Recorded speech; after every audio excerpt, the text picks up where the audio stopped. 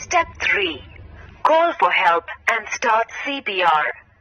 Call for help on your emergency number, usually 999 or 112 or 108 or as applicable in your country. CPR involves giving chest compressions and rescue breaths to keep their heart and circulation going. Now, let's look at the steps of doing CPR.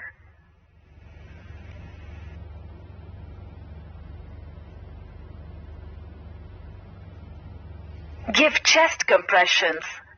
Kneel down beside the victim on floor level with their chest. Place the heel of one hand towards the end of their breastbone in the center of their chest. Place the heel of your other hand on top of the first hand and interlock your fingers, making sure you keep the fingers off the ribs.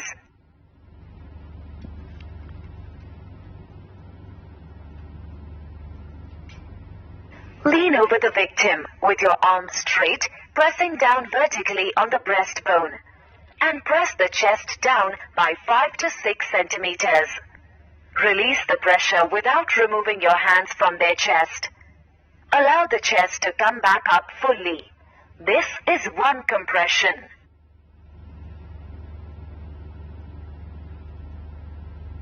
Repeat 30 times at the rate of about twice a second. Then, give 2 rescue breaths. Step 5. How to give rescue breath. Ensure the victim's airway is open. Pinch their nose firmly closed. Take a deep breath and seal your lips around their mouth. Blow into the mouth until the chest rises. Remove your mouth and allow the chest to fall. Repeat once more.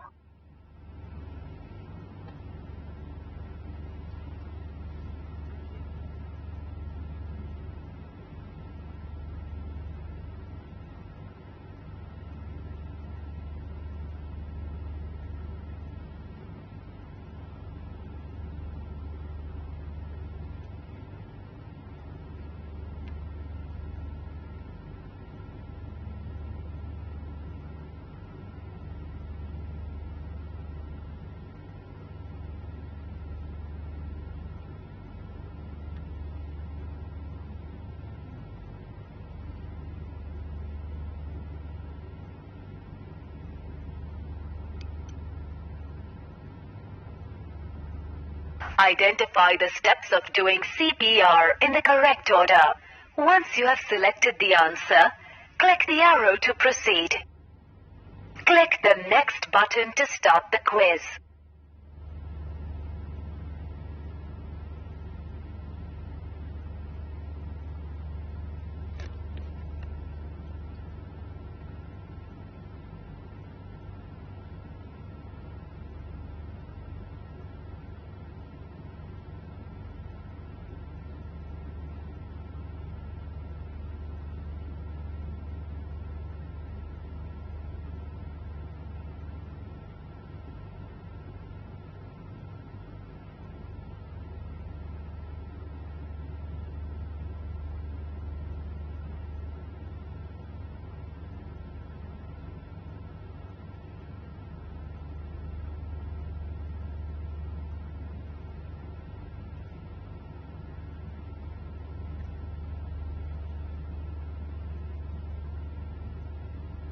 Now let's look at some common causes at the workplace where first aid would be required.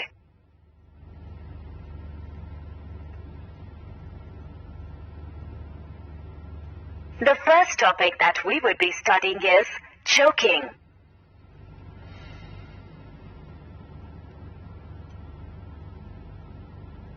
Choking is when your airway gets blocked and you can't breathe properly. Remember, when someone chokes, the airway can be partly or fully blocked.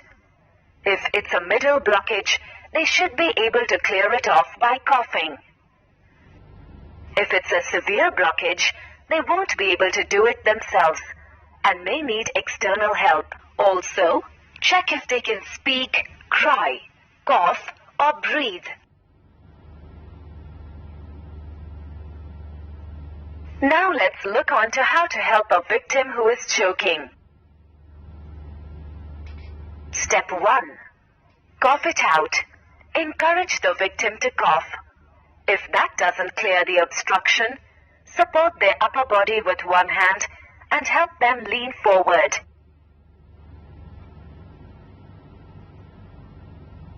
Step 2. Slap it out. If coughing does not work, help the victim to bend forward. Use the heel of your hand to give them 5 sharp back blows between their shoulder blades. Tell them to check if anything is in their mouth, and if there is, tell them to spit it out.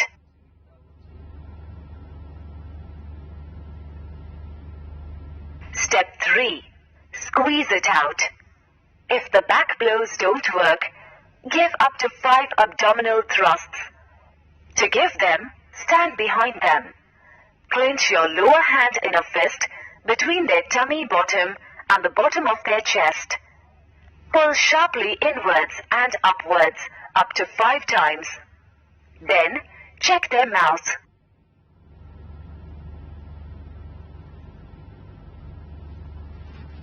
Step 4. Call for help. If they are still choking, call for medical help. Once you have called, continue steps 2 and 3 until what's in there comes out, or help has arrived, or they become unresponsive.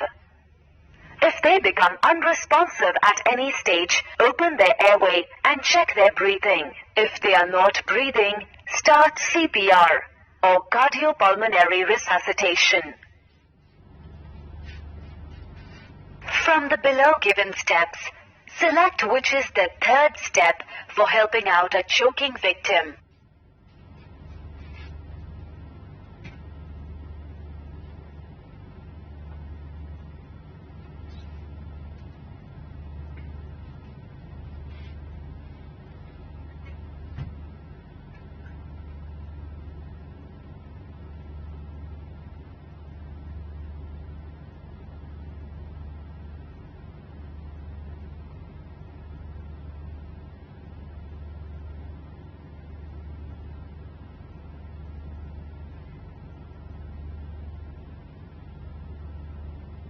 Now we will be looking on to our next topic, heart attack.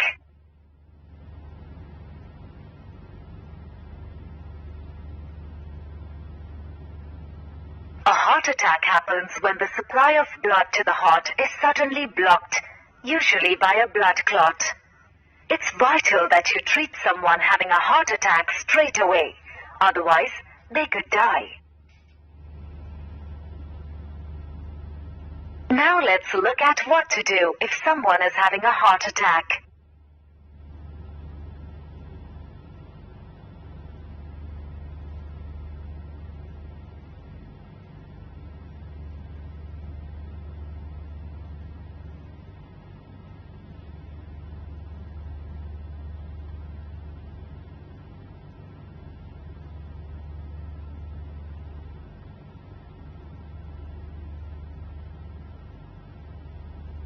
Now let's look at... If you think someone is having a heart attack, look for the 4 P's.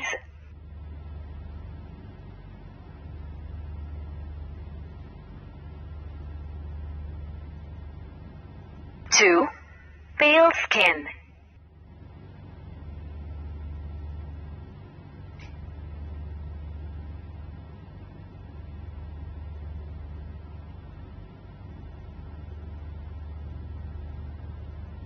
4. Perspiration or sweating. 5.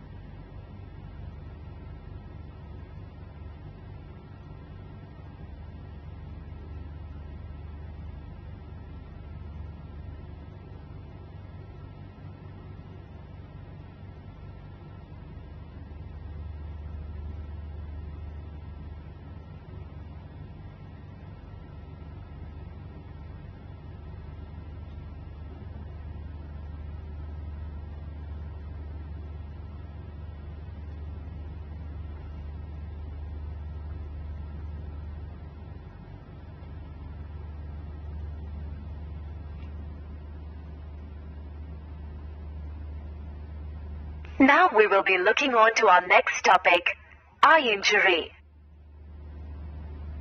Eye injuries vary from something very minor, such as getting face wash in your eye, to something quite serious, such as a cut, which could cause permanent loss of vision.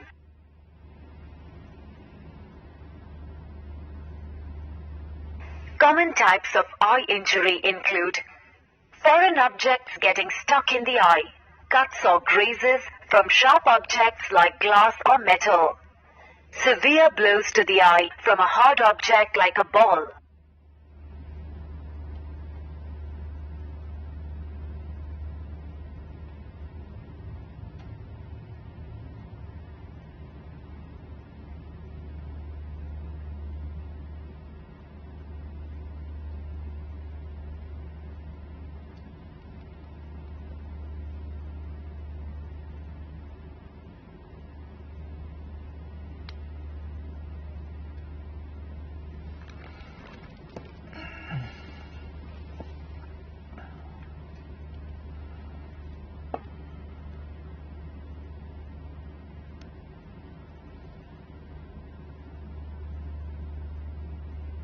Now let's look at how we can treat a victim with an eye injury.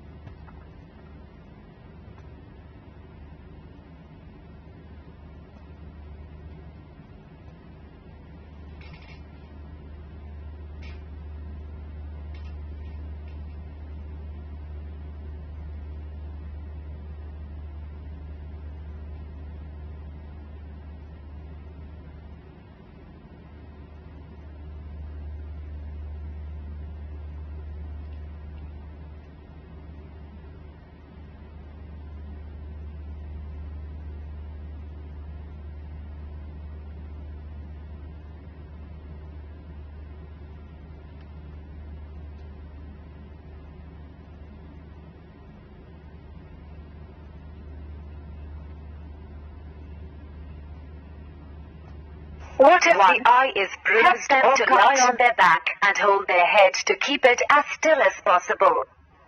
2. Tell them to keep both eyes still, as moving their good eye will also move the bad eye, which could make it worse. 3. Give them a sterile dressing or a clean non-fluffy pad to hold over their bad eye. 4. If it is a while before you can get medical help, then you can hold the pad in place with a bandage.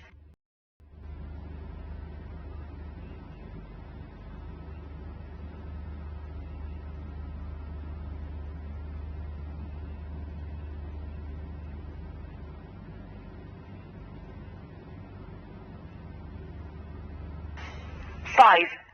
Now take or send them to the hospital.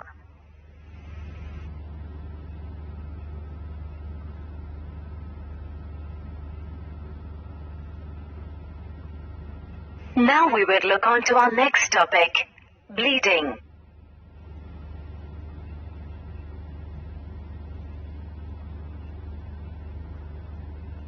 You can usually control bleeding from cuts and grazes by elevating the wound and applying pressure. A nosebleed can be serious if someone loses a lot of blood, as it can lead to distress, loss of responsiveness.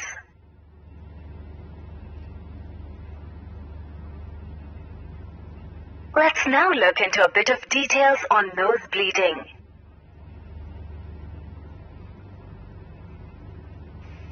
A nosebleed is when blood flows from one or both nostrils.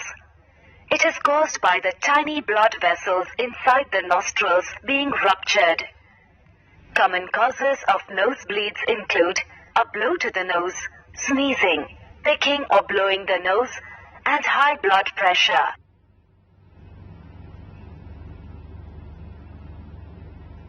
What does one do in case of a nosebleed scenario?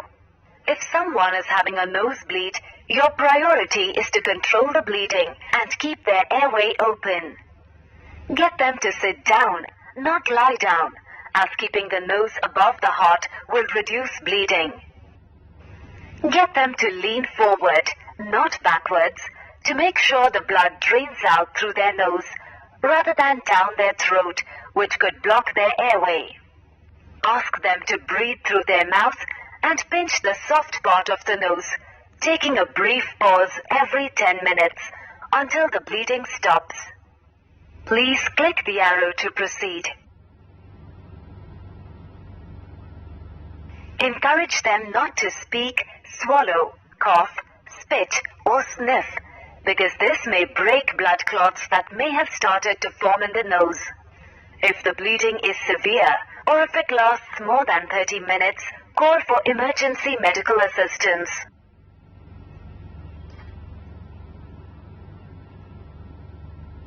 Now let's look into our next topic, poisoning.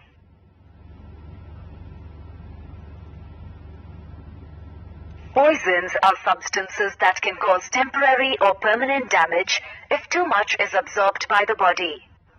We will be looking into two different types of poison cases which would require first aid at our workplace. 1. Food poisoning. 2. Carbon monoxide poisoning.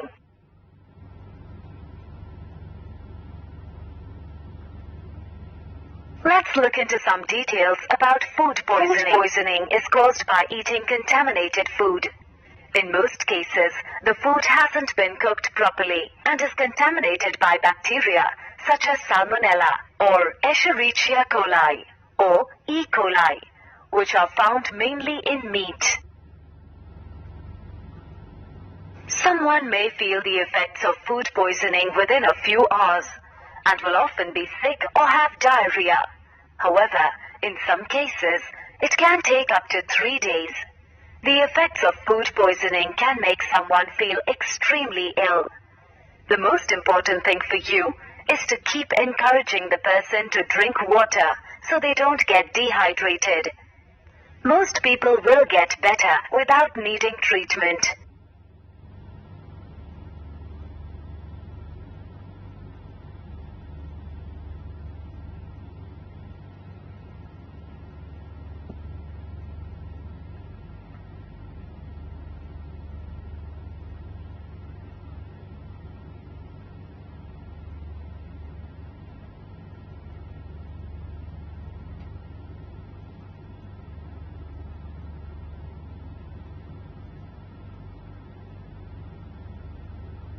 If you notice any of the previous symptoms, tell the person to lie down and rest.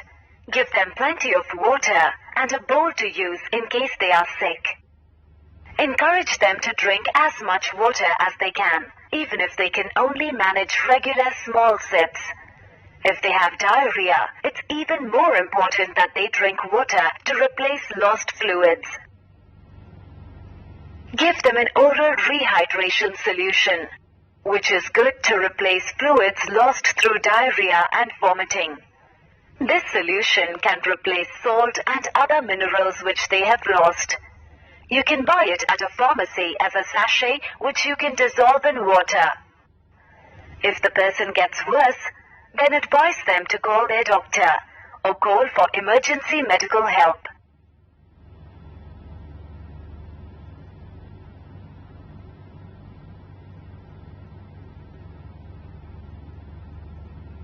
Now, let's look into carbon monoxide poisoning. If volumes of smoke or gas are inhaled or breathed in, it can be deadly. Carbon monoxide is a poisonous gas. When inhaled, the gas directly prevents the red blood cells from carrying oxygen to the body's tissues and organs. It can quickly prove fatal if it is inhaled in large amounts. Carbon monoxide is difficult to detect as it has no taste or smell. Unfortunately, lots of people who have carbon monoxide poisoning may not be aware that they are affected and may wrongly blame their symptoms on other reasons. It is best to reduce the risk of poisoning by making sure that gas appliances are serviced regularly and by fitting an approved carbon monoxide detector in your home.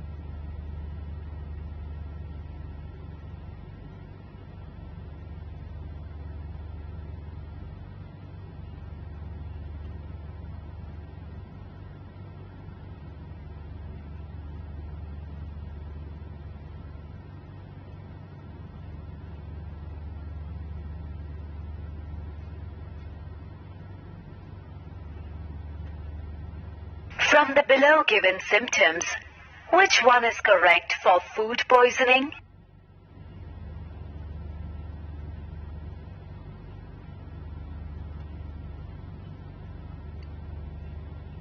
Now let's look into the next topic, heat stroke.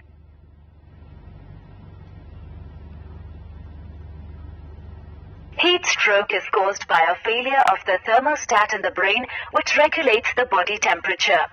If someone has a high fever or has been exposed to heat for a long time, then their body can become dangerously overheated. When someone gets too dehydrated, they stop sweating, which means their body can't cool down anymore.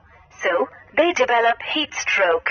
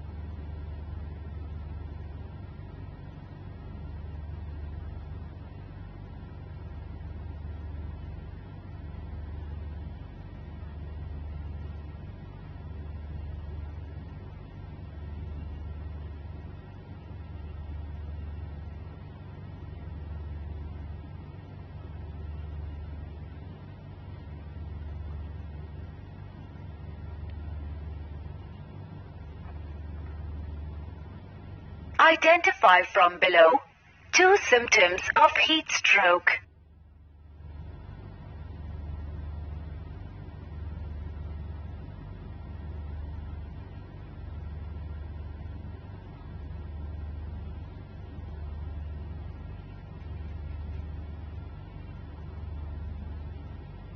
Now let's look into the next topic, broken bones and fractures.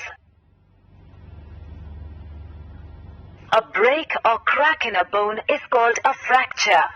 There are 2 types of fracture. 1.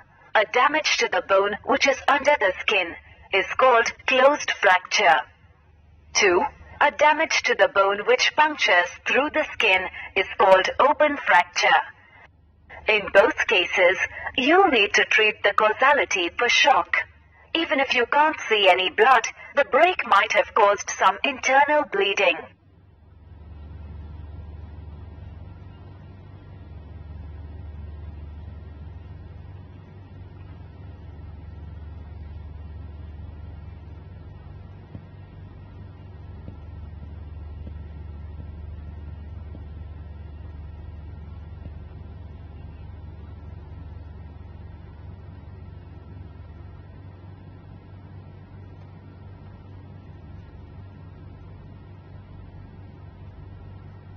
How will you give first aid for a broken bone victim if it is an open fracture?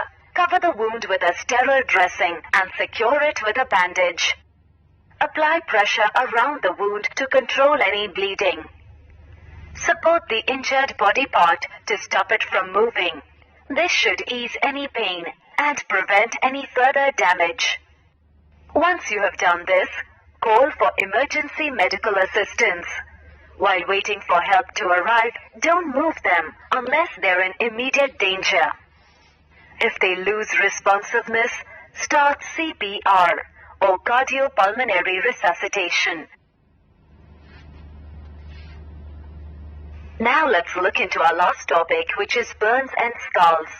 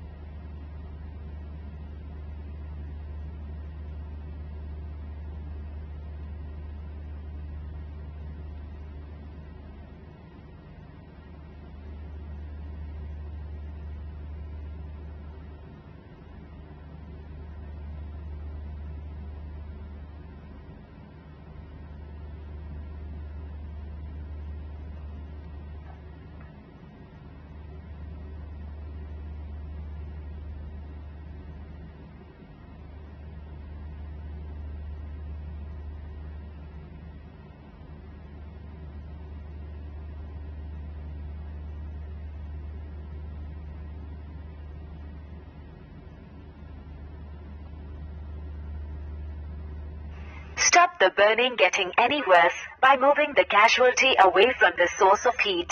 Start cooling the burn as quickly as possible. Run it under cool water for at least 10 minutes or until the pain feels better. Don't use ice, creams, or gels. They can damage tissues and increase risk of infection. Assess how bad the burn is. It is serious if it is larger than the size of the casualty's hand, on the face, hands, or feet, or a deep burn. If it's serious, call for emergency medical assistance. Remove any jewelry or clothing near the burn, unless it is stuck to it. Cover the burned area with kitchen cling film or another clean, non-fluffy material, like a clean plastic bag. This will protect from infection.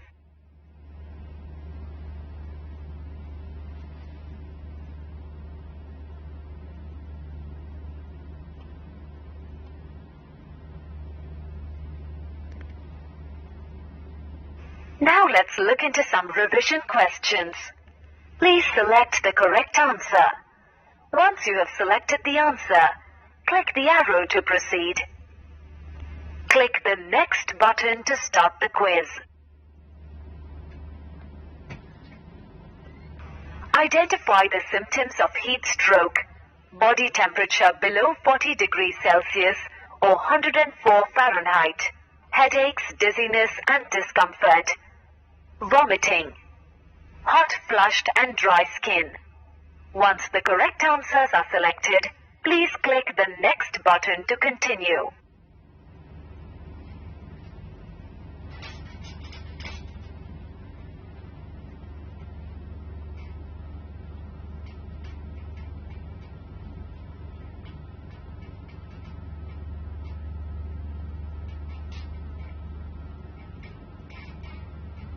Identify the bacteria found on uncooked food, mainly in meat. Coccus, Salmonella, Bacillus, Vibrio, Spirillum, Spirillum. Once the correct answers are selected, please click the Next button to continue. Identify the 4 P's that need to be looked for a suspected heat attack victim. Option: identify the 4 P's that need to be looked into for a suspected heart attack victim. Perspiration, pale skin, poor vision, weak pulse, pain.